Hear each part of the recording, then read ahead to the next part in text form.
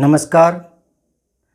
आज ऐसमय जिसे मारवाड़ी में बोलते हैं बेटेम, तो बेटेम वीडियो बना रहा हूँ। मतलब ऐसमय खाना खाकर टहलने का और घूमने का समय था, पर यूं ही खाना खाते समय यूट्यूब पर देख रहा था कमेंट, तो फेसबुक पर एक बेटे ने कुछ प्रश्न पूछा, तो उसका जवाब लिखने लगा तो थोड़ा बड़ा सा लगा वो उत्तर, इतना लिखा नहीं गया। तो मैंने सोचा चलो वीडियो बना देता हूँ, तो उस एक के बहाने बहुत सारे देख लेंगे।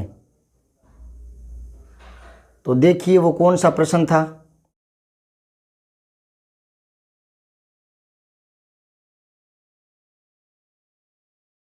प्रश्न है, किस विकल्प में विसर्ग संधि नहीं है? विसर्ग संधि। विसर्ग संधि क्या होती है? जहाँ विसर्ग के साथ कोई भी वर्ण आए तो विसर्ग का रूप बदल जाता है या विसर्ग में विकार उत्पन्न हो जाता है, इसे ही विसर्ग संधि कहते हैं। इसके कुछ नियम हैं। मैं जल्दी ही संधि समास वगैरह सारे टॉपिक शुरू करवाऊँगा। अभी क्या है कि मुझे समय नहीं मिल पा रहा। शाम को 4:30 बजे स्कूल से आते हैं, उसके बाद थोड़ा बहुत और काम होता है, तो टाइम मिल नहीं पा रहा। मैं जो रीट आदि के एग्ज़ाम की तैयारी कर रहे हैं उनके लिए शुरू करने वाला हूं, तो अप्रैल से शुरू करूंगा मैं, क्योंकि 1 अप्रैल से स्कूल जो है वो 1 बजे तक हो जाएगा, तो फिर मेरे पास आधा दिन पूरा मिल जाएगा, तो उस समय मैं शुरू करूंगा। तो तब तक आपके साथ जो पढ़ने वाले विद्यार्थी हैं और दोस्त हैं उनको ये वीडियो शेयर करो और लाइक करके और बेल आइकन जरूर दबा दो, ताकि नोटिफिकेशन आपके पास आ जाए कि मैं रीट वाले या एग्ज़ाम वाले जो प्रश्न हैं, जो टॉपिक हैं, वो शुरू करवाना शुरू कर दिया है मैंने, तो ये आपको पता चल जाए। तो इसको शेयर ज़रूर करें अपने दोस्तों को। अभी तो क्या है कि क्लास में जो छोटी मोटी बातें बता दिया करता हूँ वही मैं डाल दिया करता हूँ कि चलो उन क्लास को तो मैं बताते हूँ, बाकी ये किसी और बच्चे के भी समझ में आए और बच्चे को भी थोड़ा बहुत जानने को मिले, इसलिए मैं डाल देता हूँ इन दिनों तो। लेकिन मैं 1 अप्रैल से शुरू करने का विचार है। रीट आदि का जो पेपर है उस हिसाब से सिलेबस करवाना शुरू करूँगा। चलो अभी मैं उस प्रश्न का उत्तर देता हूँ। तो यहाँ विसर्ग जो संधि है वो नहीं है, ये छांटना है। तो निरंतर इसमें तो है, नि ही प्लस में रंध्र।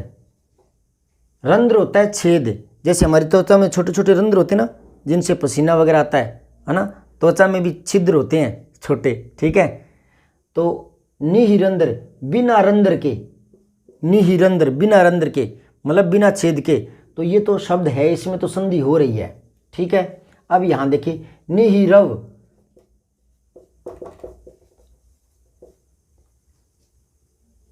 बिना रव के, रव होता है आवाज ध्वनि, रव।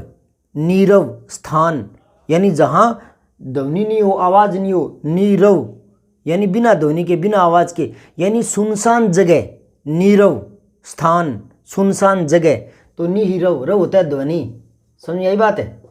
यहाँ कुछ बच्चे सोचते हैं कि ख जैसा लग रहा है, ये नीख है। ये नीख नहीं है, ख में और रव में भ्रम होता है, इसलिए हमारे पहले के विद्वानों ने इस विसंगति को दूर कर दिया और इस ख को हटा करके और गुजराती भाषा का ख हिंदी में ले आए, तो ये ख है वो, ठीक है। ये तो रव पढ़ा जाता है, रे वे रव, तो ये ख ले आए। समझ आई बात है। तो ये रव है, रव। तो नीरव, नी प्लस में रव। यहाँ एक नियम बता दूं छोटा सा, जब बात चली पड़ी तो विसर्ग से पहले जो ई है उसके बाद ये वर्ण आते हैं, तो विसर्ग के कारण ये मात्रा बड़ी हो जाती है, दीर्घ हो जाती है। समझ आई बात है। तो कई बार आपने कहीं देखा होगा गलत लिखा मिल जाता है, कई बार नीरस, और कई बच्चे लिखते भी हैं कि जिंदगी नीरस हो गई।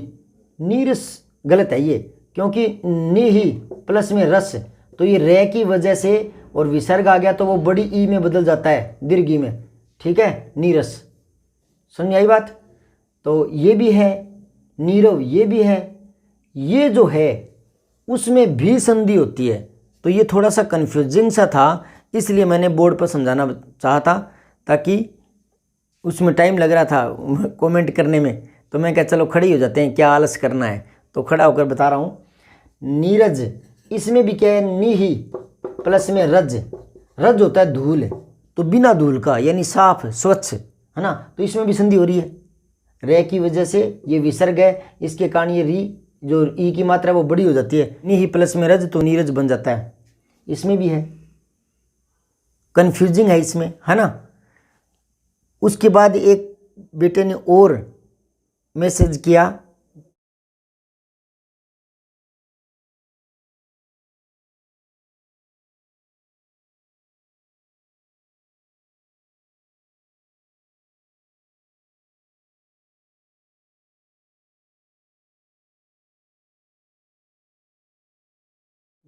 प्रश्न पूछा ये वाला कि देशभक्ति में सही समास विग्रह क्या होगा। तो मैंने इतना सा तो इसका तो उत्तर दे दिया था मैंने, क्योंकि ये तो छोटा सा उत्तर लिखना था। मैंने लिख दिया देश के लिए भक्ति,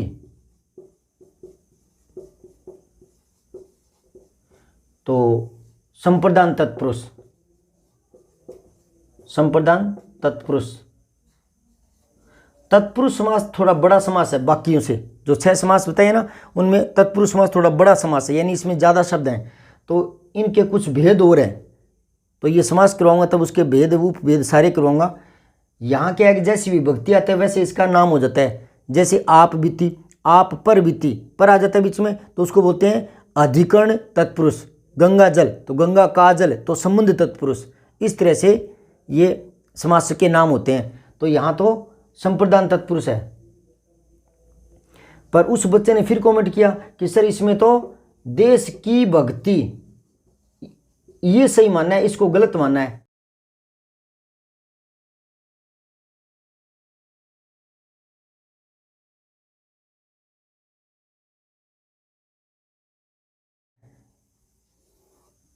कि हमने इस पर आवाज़ भी उठाई है।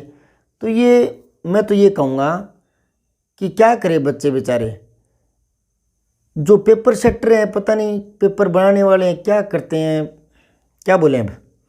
यानी अपने सब्जेक्ट के धुरंधर हैं, माहिर हैं, व्याख्याता हैं, जानकार हैं, विद्वतापूर्ण उन्होंने अध्ययन किया है, सब कुछ जानते हैं, तो फिर क्या 50 से 100 तक के बीच में हिंदी के प्रश्न नहीं छांट सकते, जो बिना किसी लाग लपेट के सही हों, सटीक जवाब वाले प्रश्न नहीं छांट सकते क्या। हर एक एग्जाम में बात कोर्ट तक पहुंच जाती है, वैकेंसियों में परिणाम लटक जाता है, बच्चे परेशान होते हैं। तो क्या 20, 50, 100, 200, 150% अपने सब्जेक्ट के फ्रेश नहीं छांट सकते। चलो ये अलग मैटर है, मैं किसी इस मैटर के बीच में नहीं पढ़ूंगा, लेकिन मैं चाहूँगा कि जो पेपर बनाते हैं वो कम से कम सटीक उत्तर वाले और सही प्रश्न बनाए, ताकि मामला कोर्ट में न पहुँचे। ठीक है, तो अब इसका क्या करें, इसमें कौन सा माने। इसमें ये मानेंगे, अगर मुझे कह दे कि ये भी है, ये भी है, ये है, छांटना ही नहीं 4 में से, तो इसको ही छांटूंगा फिर मैं। क्यों, कारण ये है कि ये नीर प्लस में जय से भी बना है ना। अब मुझे नहीं पता ये नीर में जय जुड़ने से बना है या नी प्लस में रज से बना है, क्योंकि ऐसे बनाते हैं तो ये अलग शब्द बनता है, और नीर प्लस में जय करते हैं तो नीर होता है पानी और जय होता है जन्म लेने वाला, पानी में जन्म लेने वाला। तो पानी में जन्म लेने वाला कमल हो गया, तो नीरज कमल का पर्यायवाची है। ठीक है ना, तो पानी में जन्म लेने वाला, यानी ये जय यहाँ पर क्या जुड़ गया, प्रत्यय। तो ये प्रत्यय से जुड़ा हुआ मान लिया होगा, इसलिए इस विकल्प को सही मानना होगा, और मैं भी इसी को सही मान रहा हूँ इन चारों में से। तो वरना अगर यहाँ होता ना उपयुक्त सभी, अगर यहाँ होता विसर्ग संधि है और यहाँ होता उपयुक्त सभी, तो मैं सभी में मानता। ये थोड़ा कुछ प्रश्न ऐसे होते हैं जिनमें अतिरिक्त जो मतलब सीखा होता है उसका उपयोग करके, दिमाग लगा करके एट ए टाइम निर्णय करना पड़ता है एग्जाम हॉल में कि अब मुझे इनमें से कौन सा करना चाहिए। जबकि ये मैं मानता हूँ इसमें भी संधि हो जाती है, पर यहाँ चारों में से यही चुनना है, क्योंकि ये नीर प्लस में जय से भी बनता है। ठीक है, और जय के बारे में मैंने बताया था कुछ शब्द और, जैसे पानी के जो पर्यायवाची हैं जल, नीर, वारी, तोय, अम्बु, पेय, तो ये जो शब्द है इनके आगे जय लगा दीजिए तो कमल के बन जाते हैं, जलज, वारिज, नीरज। ठीक है, एक कीचड़ को पंख बोलते हैं, पंख, तो जय होता है जन्म लेने वाला, तो पंख में जन्म लेने वाला यानी कमल, तो एक ये कमल का पर्यायवाची हो गया। तो यहाँ मैं इसको प्रधानता से चुनूँगा। उम्मीद करता हूँ ये जानकारी अच्छी लगी होगी। तो आप, मैंने भी आलस नहीं किया, खड़ा हो गया बीच में, थोड़ा मुझे टहल कर आना था, पर उस बच्चे का कमेंट आगे आ गया तो मैंने सोचा चलो क्या, फटाक से स्टैंड लगाया, मोबाइल शुरू किया, ये कर दिया। तो आप भी आलस मत करें, इस वीडियो को शेयर करें ताकि उन बच्चों तक पहुंचे जो रीट आदि एग्जाम में बैठना चाहते हैं। मुझे जो थोड़ा बहुत आता है मैं बता सकूं, क्या पता मेरा बताया किसी के थोड़ा काम आ जाए तो मुझे खुशी होगी, क्योंकि हर एक टीचर के पढ़ाने का अपना अपना अलग तरीका होता है। तो क्या पता मेरे तरीके से भी किसी को समझ में आ रहा हो। ठीक है, गुड नाइट, शुभ रात्रि। सब्सक्राइब करके बेल आइकन ज़रूर दबाएं।